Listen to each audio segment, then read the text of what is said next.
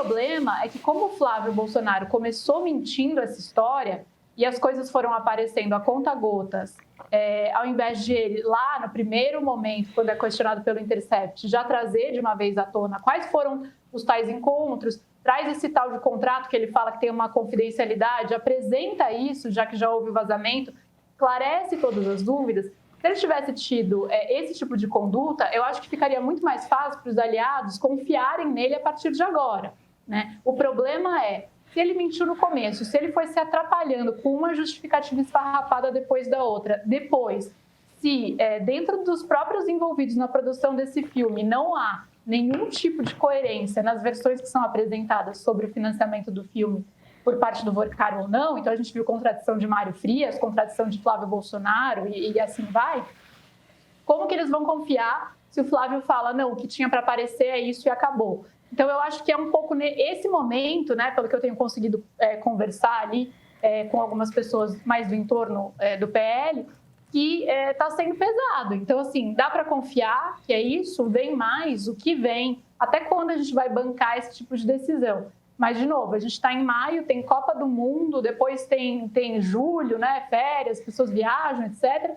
E aí, de fato, essa campanha engrena. Então, tempo para o Flávio se recuperar, ele tem. Agora, vão querer bancar essa aposta? E aí eu acho que tem uma outra dúvida que paira, né? Que o PL pode decidir bancar o Flávio Bolsonaro, mas o Flávio Bolsonaro vai continuar sendo visto por uma série de outras forças que preferem uma alternativa à direita na eleição, como o candidato da direita, né? Então a gente está falando aí de elite econômica, por exemplo. Flávio nunca foi o preferido desse pessoal, né? E aí, quando esse tipo de coisa começa a aparecer, ele vai continuar sendo encampado como a principal alternativa anti-Lula nessa eleição, ou essas forças vão começar a abandoná-lo aos poucos, né? E aí isso vai fragilizar a candidatura dele, ainda que ele siga formalmente nessa corrida como um candidato. É um pouco como eu vejo inicialmente essa história.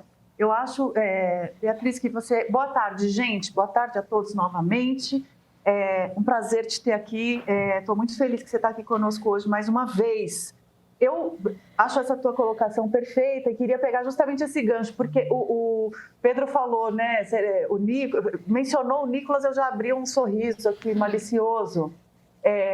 Será que o Nicolas vai poder continuar batendo no Master? O Nicolas Ferreira, para mim, ele é um perfeito exemplo disso que você falou, extra círculo bolsonarista, embora ele fosse um desses representantes, né? Mas, assim, as fontes de apoio da candidatura Flávio são diversas.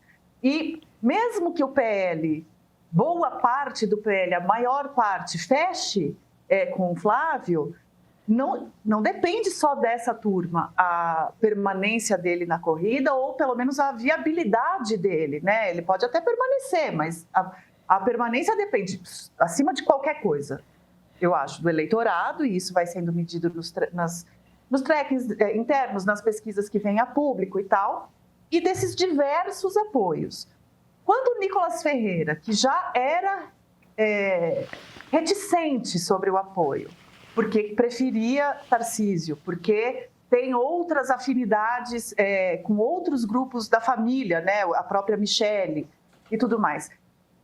Se aproveita de um momento desse para viajar ao Acre ou a Curitiba e fazer longas postagens sobre a questão das terras indígenas,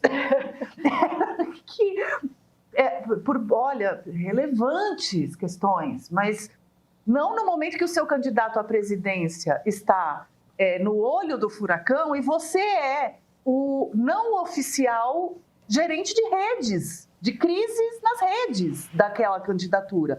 Isso não é um cargo oficial da campanha, porque a campanha, em tese, não está formalizada ainda. Mas é a forma como o PL esperava que o Nicolas se comportasse e enxergava a sua função na pré-campanha do Flávio. Quando uma pessoa desta relevância larga a mão, já estava reticente, larga a mão de vez, outras pessoas que estavam constrangidas no tá difícil de defender se sentem um pouco mais à vontade. Então, eu acho que tem um trabalho do PL agora que é não só uma coesão interna, como segurar uma debandada desses atores cuja firmeza em torno de Flávio já não era garantida. E não são poucos. Hoje o Flávio Bolsonaro ele foi ontem a um evento da Marcha de Prefeitos, em que ele foi ovacionado. A Marcha de Prefeitos, né, Beatriz, para o público que talvez não conheça, se você quiser também contar um pouco das suas coberturas de Marcha dos Prefeitos, é um evento em Brasília muito peculiar. Ele acontece anualmente, né? E é sempre um momento em que, em anos não eleitorais, é mais uma festa e uma peregrinação por emendas, por recursos, por fotos com o deputado que, né, aliado ali do prefeito e tudo mais, e festas daquele tipo que você pode imaginar, daquele tipo que está lá no celular do Vorcaro e a gente ainda não teve acesso, um pouquinho menos de luxo, mas da mesma natureza. E em anos eleitorais, além da foto e dos recursos, tem uma questão de posicionamento, né? De colocar na parede alguns candidatos, pré-candidatos e tal. Então, hoje, por exemplo, vai ter a sabatina, sabatina entre aspas, porque, na verdade, é um discurso, né? Eles não são pressionados ali. Vai ter Caiado e vai ter Zema. Ontem teve Flávio e teve Alckmin, que foi no lugar do Lula e foi vaiadíssimo. Por quê? Porque a Marcha de Prefeitos costuma mandar esses recados. É um lobby de uma agenda municipalista, etc. E Lula vem sendo vaiado anualmente nesse evento e o Flávio foi ovacionado. E eu acho que hoje a gente vai ter um termômetro interessante desse humor em torno dos outros nomes da direita. Então, não é que vai ser decisivo, mas é um dos termômetros possíveis. Você vê como os prefeitos que se articulam numa espécie de lobby municipalista ali dentro dessa marcha, estão enxergando o momento de fragilidade do Flávio Bolsonaro. O sinal ontem foi de pleno apoio. É o apoio mais importante que o Flávio precisa? Não é, mas é um apoio que se manifesta. A gente está aí nessa janela, eu acho, de uns 10 dias, a cúpula do PL falou em 10, 15 dias, é mais ou menos o tempo que, se não chegar nenhuma outra bomba, dá para medir quem vai ter a resiliência de se manter em torno do Flávio e quem vai conseguir organizar outra força. O Zema está tentando, o Caiado muito malemar, o Renan Santos vem tentando desde o começo e uma sorridente Michele Bolsonaro diz que qualquer coisa tem que perguntar para o Flávio, que ela não sabe de nada não, que ela só está cumprindo a agenda a hora que não está fazendo o papá do Jair. Eu queria pegar uma carona aqui e falar da Michele Bolsonaro. Eu acho que uma coisa que acho que a gente tem que ter em mente é que se houver um rompimento de grupos que preferem uma candidatura à direita com o Flávio Bolsonaro, eu não sei se eles migram automaticamente para uma outra alternativa a Bolsonaro, e eu tendo a acreditar que não. Se você pegar os últimos editoriais do Estadão, por exemplo, sobre esse assunto, e eu leio todo dia de manhã o editorial do Estadão, uma das primeiras coisas que eu leio, não só porque eu passei boa parte da minha carreira lá, então peguei esse hábito, mas porque é um termômetro importante, assim, de como pensa um conservadorismo hoje não bolsonarista, né? Eles expressamente pedem que esse seja o momento em que, de fato, haja uma ruptura entre a direita e o bolsonarismo. Uhum. Que se deixe de ficar refém de uma família, que é a família Bolsonaro, para avançar com uma plataforma política que seja antagonista ao petismo.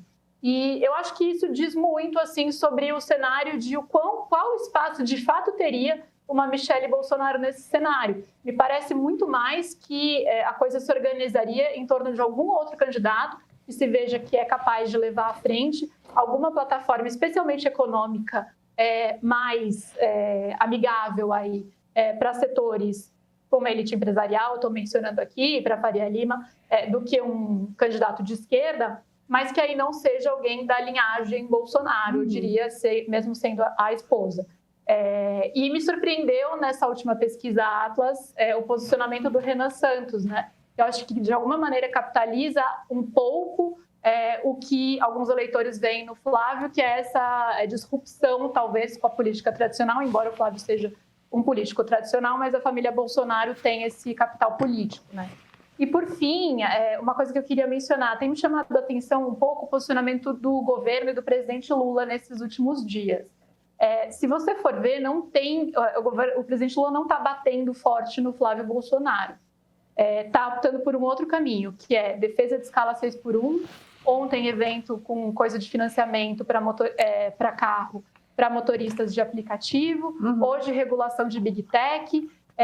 Pode ser só por uma incapacidade da esquerda e do governo de se mobilizar nas redes? Pode ser, mas me parece, e ontem conversei com alguns petistas, que a estratégia é tentar se concentrar, é deixar o Flávio se atrapalhar por ele mesmo, porque já está sendo suficiente, digamos assim, e se concentrar em pautas que gerem mais conexão com um eleitorado que não é o eleitorado que já vai votar no Lula de todo jeito, que é esse eleitorado do meio do caminho com quem eles precisam tentar criar algum tipo de conexão mesmo. Agora, pode ser também porque está todo mundo em Brasília, quase todo mundo com cuidado de não apontar demais o dedo, porque o material do celular, nós estamos no começo dessa história toda, né? Então, eu acho que também tem um pouco de cautela de você não...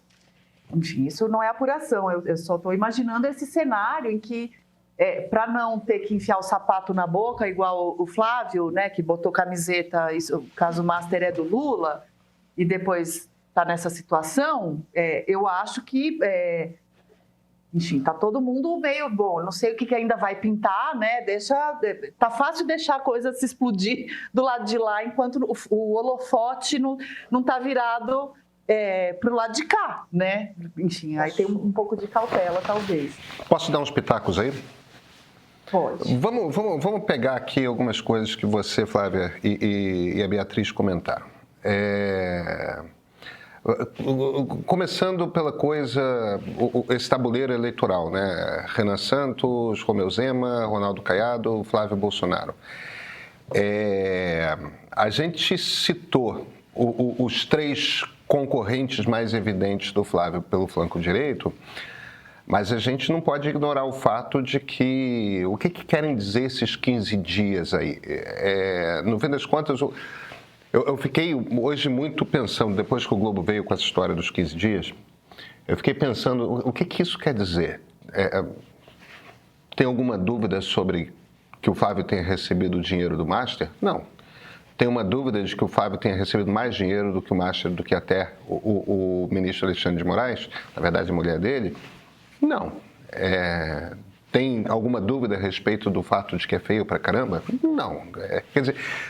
O problema dos 15 dias são duas coisas. Primeiro, é o tempo para entender qual o tamanho da queda. Se em uma semana caiu 5, 6 pontos pela Atlas,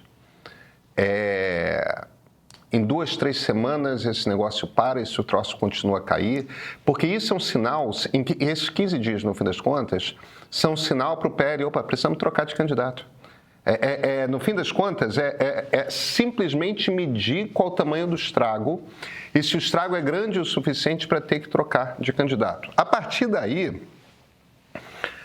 acho que é público e notório, todo mundo compreende que Jair Bolsonaro não quer a Michelle de candidata a presidente.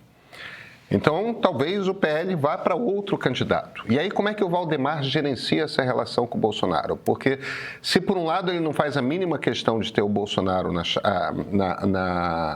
com poder, por outro, o Bolsonaro tem os votos. Então, e o Bolsonaro quer alguém com o sobrenome Bolsonaro, um dos filhos dele, e o único candidato real e possível dentre os filhos do Jair é o Flávio. O Eduardo não pode e o Carlos não pode, né? Então, a partir daí, a gente tem esse problema que vai ser o Valdemar e o Jair vão ter que discutir a relação e não vai ser trivial essa discussão. Agora, a meta do Valdemar é muito clara, não é eleger o presidente da República, é eleger 100 deputados federais. Ele não pode ter um candidato à presidência da República que seja suspeito de ser o político que até aqui mais recebeu no maior escândalo de corrupção que já tenha vindo a público na história do Brasil. Ei, você consegue adivinhar o que vai acontecer na política brasileira? Olha, nem eu. Mas sabia que dá para chegar muito perto? É que no meio a gente tem as ferramentas certas para mapear o contexto, analisar e entender o que de fato está em jogo. Olha só, a pesquisa Meia Ideia te mostra como o eleitor pensa todo mês nessa corrida eleitoral um tanto imprevisível. No nosso streaming você assiste séries e documentários originais como Democracia, uma História Sem Fim, que reconstrói os bastidores da nossa república para você entender de onde viemos e para onde podemos ir. E temos um time de colunistas como Creomar de Souza e Christian Lynch que assinam nossos cursos e escrevem colunas semanais. Essa é a nossa dica para atravessar 2026 antecipando cenários, não apenas reagindo a eles. Assina o Meio Premium e garanta acesso ao melhor do meio.